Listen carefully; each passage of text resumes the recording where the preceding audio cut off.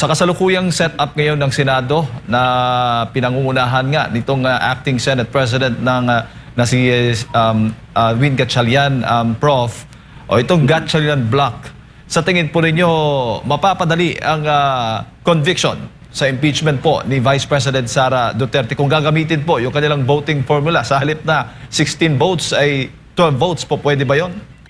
Nako, alam nyo, una sa lahat, napakahalaga ho na i-resolve ho muna ng Senado ang liderato. Kasi kung babalikan ho natin, ang dami ho nagsalita na mga legal opinions ho pagdating dito. Ito ho yung hindi natin tinatanong at hindi ho na itatanong.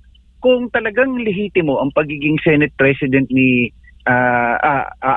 Win Gatchalian at itong 12 sinasabi nilang sila ang bagong mayorya, bakit hinalal siyang Senate pro tempore at ang title niya pa lang ngayon acting Senate President. So ibig sabihin nito, kung acting ka at kung talagang may legitimacy yung 12 na tumayo at sinasabing kayo na ngayon ang bagong mayorya, bakit acting pa rin din siya? Hindi ba? So dito pa lang makikita mo yung crisis at saka yung banggaan talaga ng dalawang panig, because as far as we are concerned, at klarong-klaro yan, hindi pwedeng gamitin yung argumento nung mga nakalipas na naging kaso before kasi nagbago na siya 'di ba? So lahat yan dalawang bagay. All road leads to the 2028 elections, impeachment of VP Sara, and thirdly, the flood control program. Yan naman talaga ang pinaka takbo o ng sitwasyon kung bakit talagang yung power play kitang-kita natin. At ang pinaka nakakalungkot dito, Sir Jade, yung taong bayan, yung ating mga kababayan na kung saan hanggang ngayon nangangarap na magkaroon ng maayos na liderato at mismong ating mga politicians o mga politiko at ang mga senator kanya-kanyang bangayan. So that this also shows and reflects the kind of leadership that we have. The failure basically of the government to mitigate and all forces ng society and political forces ay makontrol. So that gives us a very idea of how lack of leadership basically is at play here. Ang problema po, Prof, ay mismong Malacanang, ang Kongreso ay kinikilala po si Senate o Acting Senate President Win Gatchalian dyan po sa Senado. Alam nyo, yun nga rin din nga yung isa, to legitimize yung 12 at alam nyo, yun nga yung sinasabi kong paulit-ulit, yung labanan ng naratibo. Kasi yun ang naratibo nila, pero ang tanong, yung bang naratibo nila ay naaayon sa batas at naaayon sa konstitusyon? Yun ang mahalaga po dapat natin ditong suriin. Kasi siyempre sasabihin nila na kikilalanin nila yan kasi yung interest nila at the end of the day, pwede natin sabihin nila paulit-ulit na hindi nakikialam ang palasyo and so on and so forth. Pero paano kung hindi makikialam, lahat ng legislative agenda mo nakaangkla sa Senate presidency at sa Senado at sa galaw basically ng legislatura. So malabong sabihin na walang pakikialam dyan. Ikalawang punto dito, kung may pagkilala, yun yung naratibong nililegitimize. Kaya kung mapapansin natin, yung IBP nagbigay ng pahayag, which is ang dami ding nagko-contest na ibang mga legal luminaries because iba ang pahayag at pagtingin din ng ibang mga abogado patungkol dito. So, ito yung naratibong piniplay basically. Pero ang tanong dyan na sana maging critical ang taong bayan at maging critical po tayong lahat. Naaayon ba ito sa batas at naaayon po ba ito sa konstitusyon? Kasi usaping technical ito na kailangan pong iresolba na magbigayan ang dalawang grupo. Kasi technically sa akin po itong pagtingin, as far as we are concerned, as the interpretation as such, talagang si Senator Alan Peter Cayetano pa rin din po ang tumatayong Senate President kasi 13 at 13 versus dun sa 12. So, yun po. Opo. Opisyal lang ipinadala ng Senate Impeachment Court sa ilalim nga ng pamumuno ni Acting Senate President Win Gatchalian yung notice of pre-trial conference sa kampo po ni VP Sara at ng House Prosecution na panel. Dapat bang kilalanin ito ng kampo ng pangalawang Pangulo? Yun nga ho yung mahirap at hindi na ako magtataka na baka mamaya magkaroon ng dalawang impeachment proceeding. Impeachment sa bloke ni Will Gatchalian at impeachment sa bloke ni Alan Peter Cayetano.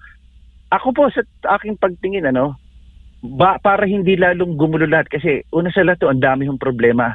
Sana ho respondihan din nila at kinakain yung oras dyan sa kapopolitika dyan sa Senado yung problema ng mga kinaharap ng ating mga kababayan na nasalanta ng lindol na hanggang ngayon nag-aantay ng tulong at sa bagal ng responde ng ating pamahalaan. So, dapat i-resolve ho muna nila yung leadership kasi maaaring hindi natin matanggal yung posibilidad na maaaring magkaroon ng dalawang impeachment in terms of kung sino ba talaga yung kikilalanin hanggat hindi ito nare-resolve na kung sino talaga ang lehitimong leadership. Pangalawa pa, yung mga empleyado ng Senado, nalilito din sino ba yung kanilang susundin, yung iba't ibang mga ahensya. So, mahalaga po na dapat siyang ma-resolve. Opo, sampulan na nga yung Blue Ribbon Committee, nagkaroon ng dalawang hearing, Prof. Tama po. Tignan niyo ho, kung susuriin natin yung nangyari ng Lunes, ano ang sinasabi ng Blue Ribbon Committee? Hindi siya hearing, meeting. So, ibig sabihin nun, lahat dahil acting si Senator Win Gatchalian, lahat ng basis ng kanyang inappoint dun sa mga committee ay hindi pwedeng mag-assume kasi alam nila, tingin ko pare-pareho na walang na challenge at walang justification yung 12. So, yun lang yun kung talagang malakas ang loob nila at talagang may tinutungtungan silang legal basis, eto tanong ko, bakit acting? At bakit Senate pro tempore? Kasi kung tatayo at nung ginawa nila nung June 3, yung pagtawid dahil mayorya na si Chis Escudero, bakit hindi automatic we nominate Senator Win Gatchalian as the new Senate President? Bakit pro tempore and then naging acting? Di ibig sabihin doon pa lang, 'di ba? Alam nila sa sarili nila na hindi shock-proof yung tinutungtungan nilang argumento at basihan. Prof, dapat bang magkaroon po sila ng special session? Kayo sangayon po doon? Ako po, hindi. Ang una nilang gawin, i-resolve nila muna yung leadership bago magkaroon ng special session. Kasi pag nagpatawag sila ng special session, kaninong special session yan? Special session ng bloke ni Win Gatchalian na kinikilala ng Malacanang? As far as we are concerned, Senate President pa rin din naman si Alan Peter Cayetano. So, sinong bloke ang ipapatawag? So may power struggle mangyayari. Lalo lang lalalim ang problema, mas lalong kawawa yung taong bayan. Wala na silang nagagawang trabaho. At pagsampa at simula niyang impeachment, wala nang magagawang mga legislative agenda yung mga yan. Dahil lahat, kanya-kanyang papogian, kanya-kanyang pagalingan, at kanya-kanyang basically media mileage kung sino ang magaling at sino yung nasa side ng, hindi mo na nga alam kung sino ngayon yung nagsasabi ng totoo o sino talaga yung nagsasabi ng nasa side ng kabutihan. Opo. Sa tingin po ninyo, dapat bang mas tutukan yung flood control anomaly investigation or itong impeachment ng pangalawang Pangulo? Alam niyo, kung kaya hong pagsabay-sabayan, pagsabay-sabayan ho nila. Mahalaga din, mandato naman ho nila talaga yung pag-proceed sa impeachment. Pero hindi din ho natin pwedeng sabihin na hindi natin pwedeng papanagutin ang mga dapat papanagutin dyan sa flood control issue or flood control scandal na po niyan. So, para po makross-examine, magkaharapan na sino ba talaga yung nagsasabi ng totoo, tingin ko mahalaga ho na dapat ho pagsabayin ho yan. Mag-exert ho sila ng effort dahil ang dami hong oras at trabaho hong nasayang dahil ho sa girian ho ng dalawang kampo at hindi maresolbang liderato ng Senate presidency. Opo. May kinalaman ho ba yung pagpapahigpit ng seguridad dyan po sa Senado sa investigasyon sa flood control anomaly ng paksyon po ng Cayetano Black sa panguna din po ni Senator Marcoleta? Prof, considering na may mga iba pang mga testigo ang lalabas. Sabi nga ni Attorney Levy Baligod, doon sa kanyang mga panayam, nasa 14 at possible pang madagdagan ng 7. Yung mga lalabas at magsasalita laban nga po doon sa mga sangkot nitong anomalya sa flood control. Maging si Senate President Alan Peter Cayetano kasi ay duda po doon sa intel na nakuha po ng ilang senador. Sabi mula daw sa NBI at wala raw sa USAA. At hindi lahat ng mga senador ang nakakaalam po doon sa intel po na yan. Ano po masasabi po ninyo? Hindi, yun din ho, no? Hindi na rin din ho natin nga alam kung ano yung katotohanan kasi minsan, sinasabi lang ba ito para diversion o tactical tactics para ma-divert yung attention ng mga tao at magkaroon ng pagkiling, i-heightened na naman yung sitwasyon.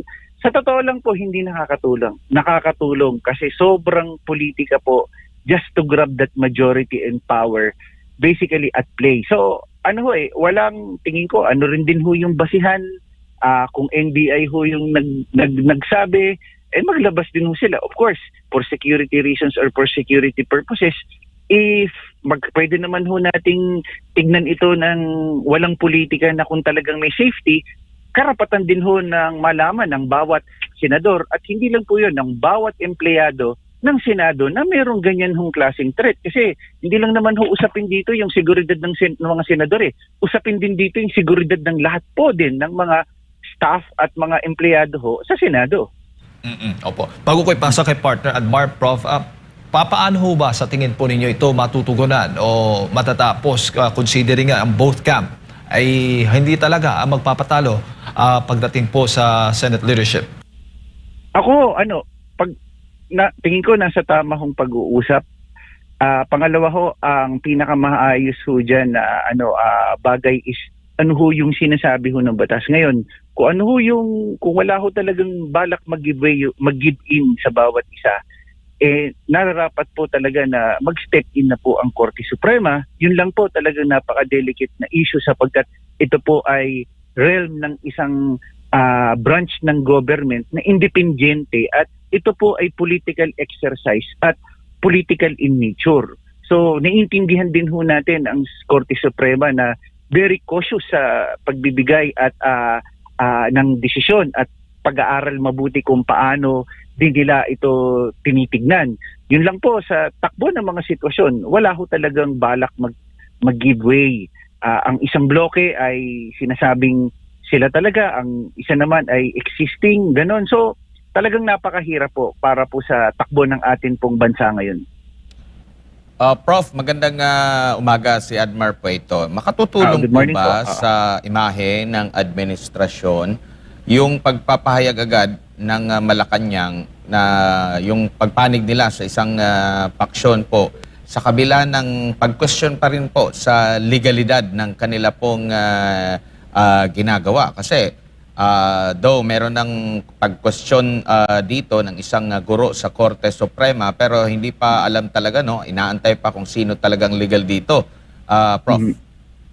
Ay, hindi ho nakakatulong. Ang kailangan ho siguro na pagsumikapan ng Malacanang o ng palasyo ay magtrabaho hong mabuti.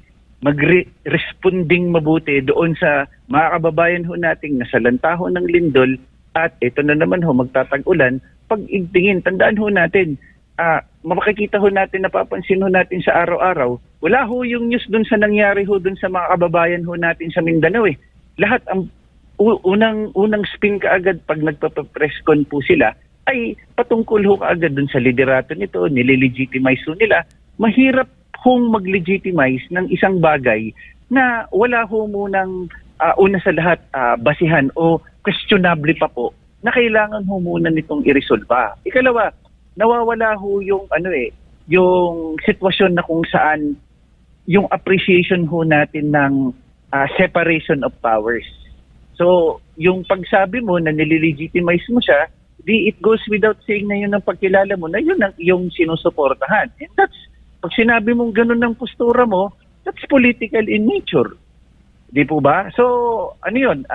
Just because itong bloke na to associated dito, yun ang kinikilala mo. So, ako tingin ko political in nature at hindi siya lalong nakakatulong. Tingin ko dapat nga sa mga press conference, unahin nila at ipakita nila, i-assure nila sa ating taong bayan na unahin nila ano yung pinaggagawa nila o ginagawang responding pangunahin doon sa mga nasalanta ng lindol rather than araw-araw puro banat at saka tira na lang sa politika yung nangyayari, which is napapagod at nakaka-frustrate sa parte po ng taong bayan.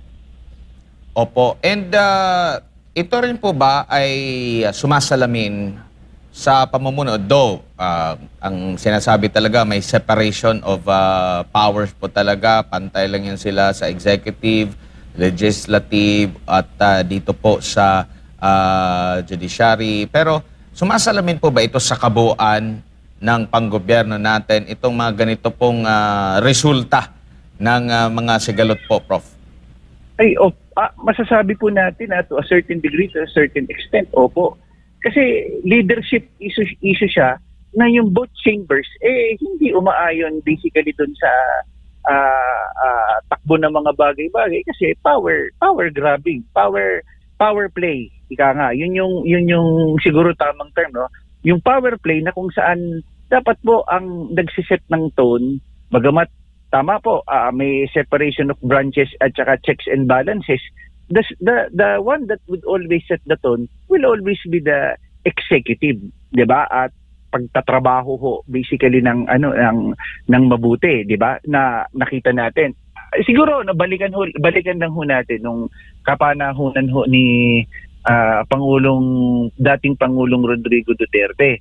Never ho sa akin hong recollection, correct me if I'm wrong or ito ho sa mga tagapakinig, nung nagpalit ho ng liderato sa Kamara at din ho dun sa Senado, hindi ho nakialam kahit na minsan ng ehekutibo. Hinayaan din ho ng palasyo na magkaroon ng win-win solution sa pagitan ni Senator the former back then House Speaker Alan Peter Cayetano at Lord Alan Velasco, which is term sharing. So hinayaan ho ng palasyo yan, hinayaan ho nila yung iresolba dahil tingin ko po yung pagkilala na this is an independent branch of government and therefore they should resolve it by themselves. Opo, maaari din po bang makonsidera ito na side effect din sa negative 15? Kumbaga, ito yung naging isa kabilang sa mga resulta dahil masyadong mababa ang tiwala ng taong bayan sa leader natin ngayon. Ayun din ho, no? So napakalaki nga rin din hong hamon yan dahil napakababa po base sa survey yung trust and confidence rating po ng ating Pangulo, which is negative 15. So sa akin ho, mas makikita hong makakabawi ho kung magtrabaho na lamang po at bawasan na lang ho natin itong pronouncement na hindi ho makakatulong at pagtugon na laging halos araw-araw, minuto, laging nakatuon doon sa pinagagagawa ho ng atin mga politiko at mga senador. Mas mahalaga pag-anuhan ho natin, pagtuunan natin ng pansin yung naganap hong mga nangyari ho sa pagtulong sa atin ho mga kababayan sa Mindanao. Pero nakikita nyo po ba itong panibagong galaw po dyan sa Senado na may basbas ng Malacanang? Kasi meron pong mga akusasyon din ang panig ng Cayetano Black na nakikipag-usap sa Malacanang, and nakikita nyo rin po ba na ito'y may kaugnayan sa impeachment laban kay Vice President Sara Duterte o doon sa controversial na flood control scandal? Oh, well, we could only speculate, no? Pero ito ho yung malaking katanungan. Bakit po din napakalakas din po ng loob ng bagong mayorya o yung bloke ng Gatchalian Bloc kung syempre po wala po ito rin ding support or backing elsewhere. So I cannot say, or it's just purely speculation kung meron nga kasi speculative siya, pero kung babasahin natin napakalakas ng kanilang loob na kahit hindi alinsunod sa rules at saka sa konstitusyon ay nagawa nilang i-vacate at kunin na ipahayag na sila ay basically the new majority. Yun yung dapat nating tingnan. And yun, katulad nung sinabi ko kanina, tatlong bagay. All road leads to the 2028 elections. the impeachment of VP Sara, and third, the flood control issue. Opo, at sinasabi nila busy sila ngayon dito po sa Mindanao. Pero after nitong sa issue ng Mindanao, siguro tila natahimik lang. Pero meron pang yung maraming mga issue sa ating bansa ngayon, yung ating ekonomiya. Pero nakita natin, usaping politika pa rin po yung napag-uusapan. Meron pang ang isang opisyal sa Kamara nagsabi na dapat i-prioritize ang impeachment over doon sa nakawan, malawakang nakawan sa flood control po, Prof.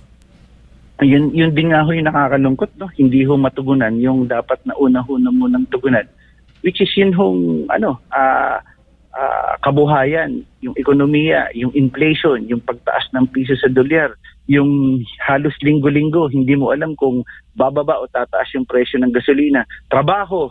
Ito ho yung dapat na pinagtutuunan ng pansin. Yun nga ho, yun ang pahayag ko nga ho kanina, pagkada press conference, wala hong bagong magandang sinasabi. Ang pinaka-highlight din ho na napipick up palagi yung pronouncement ng Banat pagdating ho sa politika. Wala ho tayong naririnig na maganda. At yun ho yung critical dito sa atin ho mga mambabatas. May mga iba ho mga mambabatas lalo na sa Senado na yung bagong Mario Yaquisio pupunta ho doon sa Mindanao para malaman niya. Hamunin ho natin sila. O yung Kamara, sabi, sweldo nila, ibibigay daw nila. Hamunin din natin yung mga senador. Naipit, ang dami ng trabaho dahil sa hidwaan nilang yan, mahalaga ho na dapat tumulong din sila doon sa atin ho mga kababayan. At anong mga legislative agenda ang pwede hong gawin para maibsan po ang kahirapan at ang lumalalang krisis ng ekonomiya ng atin hong bansa. Prof, si Jade po ulit ito. Sabi po ng Malacanang, sa mata ng Malacanang, sa mata ng ehekutibo, wala pong matatawag na constitutional crisis ngayon. Anong masasabi po ninyo? Kung wala pa naman hong krisis sa ngayon, sa mga susunod na panahon, ano ho yung mangyayari pagdating ho, lalo na kung sino ho yung dapat na sundin at kikilalanin. So, yun ho ang nangyayari ho talaga, kaya ito ho yung pinaka nakakatakot, yung naratibong ipipilit at naratibong balak na maimpluwensyahan yung perception ho ng ating taong bayan. Kaya ngayon ho, lalo na yung mga atin ho mga kababayan, napanawagan natin na lalong maging critical ho doon sa mga impormasyon ho. At kanino nanggagaling yung mga impormasyon. At check ho natin yung background din ho ng mga taong pinakikinggan natin ng mga impormasyon na ito para po mas maging critical tayo dun sa atin sa mga impormasyon na sinasabi ko sa atin. Huli na lang, Prof, ang sabi doon lang po sa impeachment issue kasi ipinahayag po ni House Leader Prosecutor Jervil Luistro na magagalit po yung mga Pilipino kung i-delay po lalo itong impeachment trial batay po sa mga survey kasi daw super majority po sa mga Pilipino ang nag-aantay sa trial. Anong masasabi po niyo doon? Hindi ko ako makapagkomento kasi hindi ko alam kung anong survey yung sinasabi niya. Pangalawa, ayan naman may kalendaryo may kalendaryo na. Tingin ko ho itutuloy. Tuloy naman ho yan. Ang katanungan lang ho dyan, humaging handa ho tayo at kung hindi ho ma-resolve yung Senate leadership, baka dalawang impeachment proceedings ang mangyari. Hindi ho confusion taong bayan, lalo ho tayo magkakaproblema ho pagdating ho sa ganyan. Tingin ko hindi ho usapin kung sinong kung sino ang kung matutuloy ho siya. Ang tingin kong dapat ho natin paghandaan at tignan yung posibilidad na dalawang impeachment trial yung mangyari sa dalawang bloke pag hindi na-resolve yung sigalot doon sa issue ng leadership. Alright. Siguro, Prof, yung mensahe po ninyo sa lahat po ng ating mga kababayan, lalo na po sa mga kababayan nating naapektuhan po nitong lindol. Opo, yun, panawagan din ho natin sa ating ibang mga kababayan, sa mga ibang pribadong sektor, na sana po, magpagdasal ho natin yung ating po mga kababayan na nasalanta ng lindol, kung ano ho yung maaari ho nating maitulong kahit po sa maliit na paraan, matulungan din ho natin sila. Patuloy ho tayong natin ipagdasal, alam ko ho, mahirap, pero ipagdasal ho natin yung atin hong mga leader na sana po kung matitirang malasakit at pagmamahal ho sa ating taong bayan at sa kapwa natin Pilipino. Dami ho sa totoo lang na problema. pero puro politika pa rin din ho yung iniintindi natin. At sana po, mas lalo ho nating tatagan yung atin hong panalangin sa poong may kapal.